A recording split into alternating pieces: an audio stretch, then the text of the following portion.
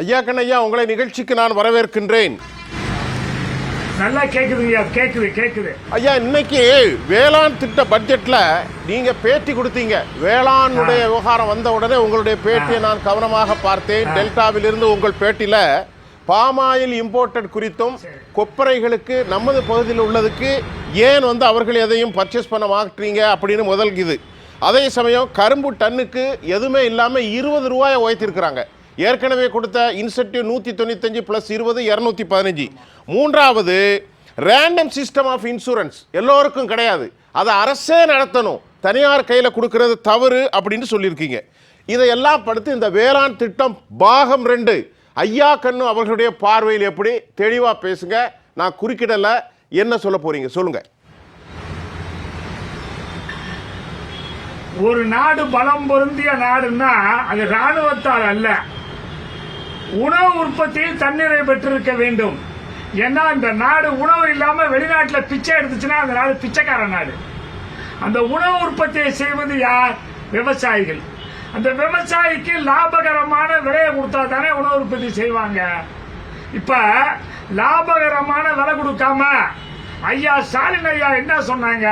நான் ஆட்சிக்கு வந்தால் நெல்லுக்கு 2500 குண்டாலுக்கு தருவேன், நான் ஆட்சிக்கு வந்தால் கரும்புக்கு 4000 தருவேன் சொல்லி 3 வருஷம் ஆச்சுங்கய்யா, ஒண்ணுமே கொடுக்கலையே ஐயா. நாங்க என்னையா பண்றது? எங்களுக்கு தண்ணியும் தரமாட்டேங்கிறாங்க. இப்ப உச்ச நீதிமன்றமே காவிரியில 177 டிஎம்சி கொடுன்னு சொல்லிச்சு. அதுக்கு முதல்ல நம்ம கிட்டத்தட்ட 450-500 டிஎம்சி தண்ணி வந்துச்சு தமிழ்நாட்டுக்கு, டெல்டாவுக்கு. இப்ப 177 தரமாட்டேங்குது. கர்நாடகாவில் காங்கிரசும் பிஜேபி இருக்கா, மாறி மாறி வந்துருவாங்க, அவங்க பேச மாட்டேங்கிறாங்க.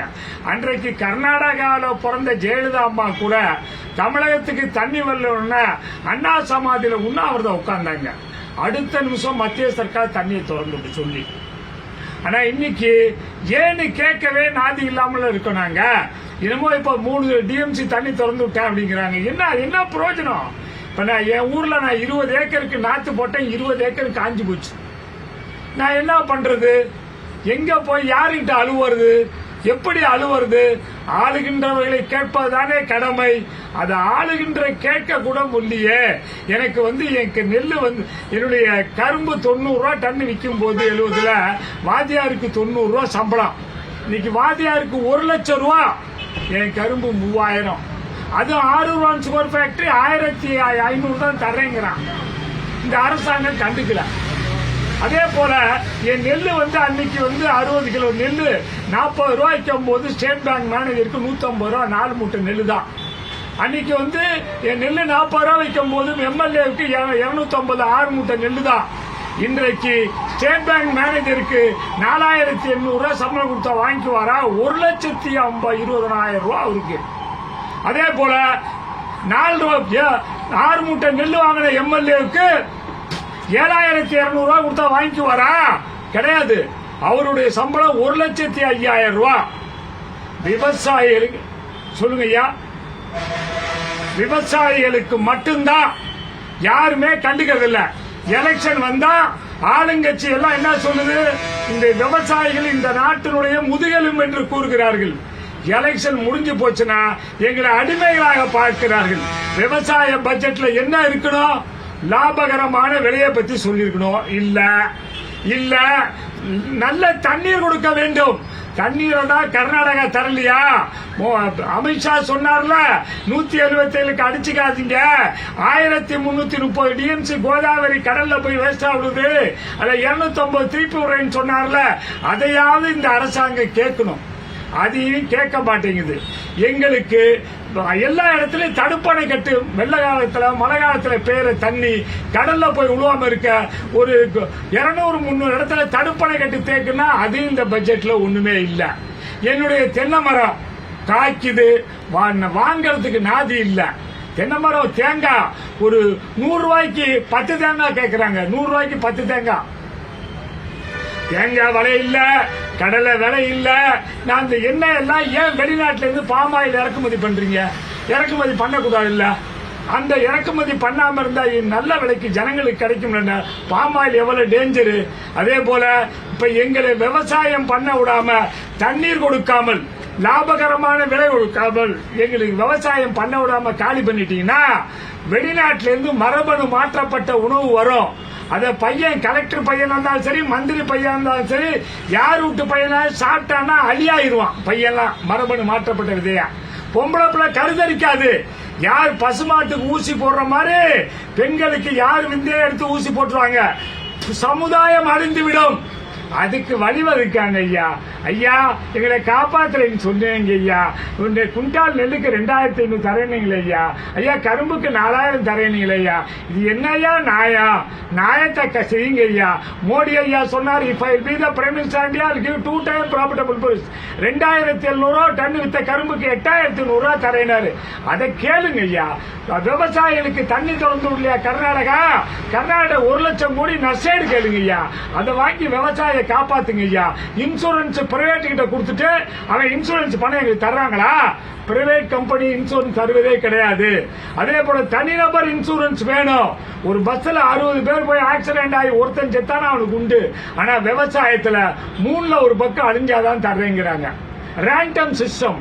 அது அந்த மிஷின் எங்க உழுவுதோ அந்த இடத்து தாங்கிறாங்க. அது என் வயல்ல நல்ல வயல்ல உழுந்துச்சுன்னா நஷ்டேடே கிடையாது. நஷ்டேடே கிடையாது. அதுக்கு மாதிரி தனிநபர் இன்சூரன்ஸ் வேணும். அந்த இன்சூரன்ஸ் பிரைவேட் கம்பெனில கொடுக்காம அரசாங்கமே கொடுக்கணும். நான் ஐயா சொன்னாங்கல்ல, ஐயா ஸ்டாலின் ஐயா என்ன சொன்னாரு, ஆலங்குளத்தில் சொன்னாரு, திருநெல்வேலி தென்காசி மாவட்டத்தில் என்ன சொன்னாரு, நான் ஆட்சிக்கு வந்தால் ஜாதிவாரி கணக்கெடுப்பு எடுப்பேன், அதே போல டிஎன்டி சர்டிபிகேட் கொடுப்பேன்னு சொன்னாரு. கொடுத்தாரா? சவுத்துல ஜனங்கள்லாம் அப்படியே கொதிச்சு போயிருக்காங்களே. ஜாதிவாரி கணக்கெடுக்க எடுக்கல, டிஎன்டி சர்டிபிகேட் கொடுக்கல. விவசாயம் எல்லாம் வேதனைப்படுறாங்க. விவசாய விட்டு பிள்ளை எல்லாம் டிஎன்டி சர்டிபிகேட் இருந்தா வேலை கிடைக்க நினைக்கிறாங்க. விவசாய விட்டு பிள்ளை எல்லாம் இப்ப வேலை கிடைக்காம அழுகுறாங்க ஐயா. ஏன் காப்பாத்துங்க ஐயா. நாங்க மோடி ஐயாவை கேட்கிறோம் லாபகரமான விலை கொடுன்ட்டு, அவரும் தரமாட்டேங்கிறாரு. ஐயா சொன்ன வாக்குறுதியை காப்பாத்துன்னு ஸ்டாலின் ஐயா கெஞ்சிரும். கையை காலை முடிச்சு கெஞ்சிரும் ஐயா, எங்களை காப்பாத்துங்க ஐயா. விவசாயம் அழிச்சிடாதீங்க ஐயா. விவசாயம் அழிஞ்சால் இந்த நாடு அழிந்து விடும். அன்றைக்கு சொன்னாங்க வடக்கு வாழ்கிறது தெற்கு தேய்கிறதுனாங்க. இன்றைக்கு தெற்கே இருக்க இந்த விவசாயம் எல்லாம் அழிஞ்சு போச்சுன்னா கார்பரேட் கம்பெனி இதை எடுப்பா. என்ன எடுப்பா? பெட்ரோல் டீசல் எல்லாம் எடுப்பா. எடுத்தா என்ன ஆகும்? பாதிக்கப்படும். அப்ப வெளிநாட்டு உணவு தான் வரும். வெளிநாட்டு உணவு தான் அது மரபணு மாற்றப்பட்ட உணவு. சமுதாயம் அழிஞ்சு பெரியா. பையெல்லாம் ஆண்மை இழந்துருவான் ஐயா. பொம்பளை பிள்ளை கருதரிக்காதியா. அந்த நிலையை உண்டாக்காதீங்க ஐயா. எல்லாத்தையும் காப்பாத்துறேன் என்று சொல்லி விவசாயியை காப்பாற்றாமல் இருக்கிறது தமிழக சர்க்காருக்கு நல்லதா? எங்களுக்கு லாபகரமான விலையும் இந்த பட்ஜெட்ல இல்ல. எங்களுக்கு தண்ணீர் இல்ல. எனக்கு வெள்ளம் வந்தாலோ, அதிக மழை பெய்து அழிந்தாலோ, வறட்சி வந்தாலோ இன்சூரன்ஸ் இல்ல. வருது. என் தென்னை மரத்துக்கு விலை இல்ல, கடலைக்கு விலை இல்ல, பூமிக்குமே விலை இல்ல. வெளிநாட்டுல 150 ரூபாய்க்கு ஃபார்ம் ஆயில் வாங்கிட்டு இங்க 30 ரூபாய்க்கு விற்கிறையா. என்னுடைய தேங்காய் எடுத்துக்கய்யா, என்னுடைய கடலை எடுத்துக்கய்யா. எங்களை காப்பாத்துங்கய்யா. காப்பாத்துறதுக்கு இந்த பட்ஜெட்ல ஒண்ணுமே இல்லையா. நாங்க எங்கயா போய் அழுவுறது? யாருக்கிட்டயா அழுவுறது? அழுவறதுக்காவது வழி சொல்லி கொடுங்க ஐயா என்று எங்களுடைய வேதனையை இந்த பட்ஜெட்ல ஒண்ணுமே கிடைக்கல. எங்களுடைய கஷ்டத்தை தெரிவித்துக் கொள்கிறோம். 2வது வாரம் ஐயா கண்ணையா இணைப்புல இருங்க. இப்போ நீங்க 2வது நிறைவு கருத்தை கேட்கிறேன். இவ்வளவு நேரம் நாம பேசணும். டெல்டாவில் 3 போகம் விளையக்கூடியது தற்போது 2 ஆகி வேற லெவல்ல ஆயிருக்கு. காவேரி நீர் படுகையில் தடுப்பணைகளுக்காக எந்த ஒரு உதவியும் வழங்கல. அது மட்டும் இல்லாம மிகச்சிறிய தொகைகளை மட்டும்தான் வழங்கியிருக்காங்க. அதில் பாதுகாக்கப்பட்ட விவசாய மண்டலமாக இருக்கக்கூடிய டெல்டாவில் நடவு இயந்திரம், ஹார்வெஸ்டிங், அப்புறமா குளிரூட்டப்பட்ட இந்த விதைகள் எல்லாவற்றையும் பாதுகாப்புக்காக பெர்ஷபிள் ஐட்டத்திற்கான சிஸ்டம் எதுவுமே நிதி இல்லை. ஒரு ஐவாஷா இருக்கிறதாக எல்லோரும் சொல்கிறார்கள். ஒரு கண் துடைப்பு. ஐயா கண் அவர்கள் டெல்டா மண்டலத்தை குறித்து சுருக்கமாக உங்களுடைய நிறைவு கருத்து. சார், அரசு ஊழியர்லாம் எங்களுடைய அண்ணன், தம்பி, மாமன், மச்சின, அக்கா, தங்கச்சி தான். அவங்களுக்கு 100 ரூபாய் சம்பளம் ஏற்றா என் நெல்லுக்கு, என் கரும்புக்கு 10 ரூபாய் ஏற்றி கொடுத்து கேட்கிறோம். ஆனா 2 ரூபா 3 ரூபா கொடுத்தா அதுவும் தராம ஏமாத்துறாங்க. அதை எங்களை வாழ வைக்கணும்னு நினைக்கிறோம். நாங்க வாழலன்னா, நாங்க உணவு உற்பத்தி பண்ணலன்னா, வெளிநாட்டிலிருந்து இறக்குமதி பண்ணா தமிழ்நாடே அழிஞ்சு போயிடும். எல்லாத்துக்கும் முக்காவாசி பையனுங்க அழியாயிருவானுங்க. அது இல்லாம பெண்கள்லாம் கருதரிக்க மாட்டாங்க. 10 வருஷத்துக்கு முன்னாடி எங்கேயாவது ஃபர்டிலைட்டி சென்டர் பார்த்திருக்கீங்களா? ஒவ்வொரு டவுன்லயும் 10, 12.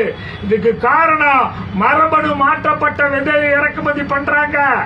நல்ல உணவை கொடுக்க விவசாயிக்கு லாபகரமான விலை இல்லைன்னா நாடு அழிஞ்சிரும். தண்ணி இல்லைன்னா காவிரியில தண்ணி ஜெயலலிதா அம்மா போய் உண்ணாவிரதம் கொண்டாங்கல்ல, ஏன் முதலமைச்சர் உட்கார மாட்டேங்கிறாரு? ஏன் 1 லட்சம் கோடி நஷ்டஈடு கேட்ட சுப்ரீம் கோர்ட்ல வழக்கு போட மாட்டேங்கிறாரு? விவசாயியை காப்பாத்துங்க ஐயா. விவசாயியை காப்பாத்தலைன்னா நாடு தமிழ்நாடு அழிஞ்சிருயா. இந்த இனமே அழிஞ்சிரும். தமிழ் இனம் அழிஞ்சிரும். தமிழ் சமுதாயம் அழிஞ்சிரும். விவசாயியை காப்பாற்ற வேண்டிய கடமை முதலமைச்சருக்கு இருக்குது. அதை செய்ய வேண்டிய பொறுப்பு அவருக்கு இருக்குது. கேளுங்க ஐயா, சுப்ரீம் கோர்ட்ல வழக்கு போடுங்க ஐயா.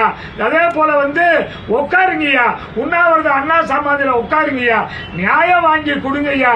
ஐயா 90,000 ஏக்கர் சாவடி பண்ண கர்நாடகா காவிரி தண்ணியில 30 லட்சம் ஏக்கர் 3 போகம் சாவடி பண்றான். 3 போகம் 30 லட்சம் ஏக்கர் சாவடி பண்ண நம்ம இன்னைக்கு வெறும் 10 லட்சம் ஏக்கர். அது ஒரு போகம் சாகுபடி பண்ண முடியாம இருக்கும். திருச்சி மாவட்டத்துல, கரூர் மாவட்டத்துல, அரியலூர் மாவட்டத்துல பாருங்க, ஒரு போக சாகுபடி கூட இல்ல. சாவடியே பண்ணல. 3 போக சாவடி பண்ணா குருவா, சம்ப, கோடை 3 போக பண்ணோம். வாழை பண்ணோம், கருவும் போட்டோம். ஒண்ணுமே இல்லையா. இந்த மாவட்டத்துல பிழையவே இல்லையா. எங்களை காப்பாத்தணுமா இல்லையா? காப்பாற்ற மறுக்கிறது தமிழக அரசு. எங்களுடைய இனிமேல் நாங்க இல்ல இதை எதிர்த்து டெல்லிக்கு போராடலன்னா தமிழக அரசு விட மாட்டேங்குது எங்களை போராடுறதுக்கு. நாங்க என்ன பண்றது? யாருகிட்ட போய் அழுவுறது? எங்க அழுவுறது? விவசாய அடிமை மாதிரி பார்க்காதீங்க ஐயா. நாளைக்கு இந்த நாடு அழிஞ்சு பெரியா, தமிழகம் அழிஞ்சு பெரியா, சமுதாயம் அழிஞ்சு பெரியா. அழியாம இருக்க இந்த நாட்டை காப்பாத்த விவசாயியை காப்பாத்துங்க. விவசாயத்தை காப்பாத்துனா எல்லாமே பிரச்சனை ஆயிரியா என்று நீங்க எல்லாம் உழைப்பது யாருக்காக? உங்க மகன், மகள், பேரன், பேத்தி நல்லா அவங்க அழியா போயிட்டா, குழந்தை பிறக்க முடியாம போயிட்டா என்ன ஆகும்?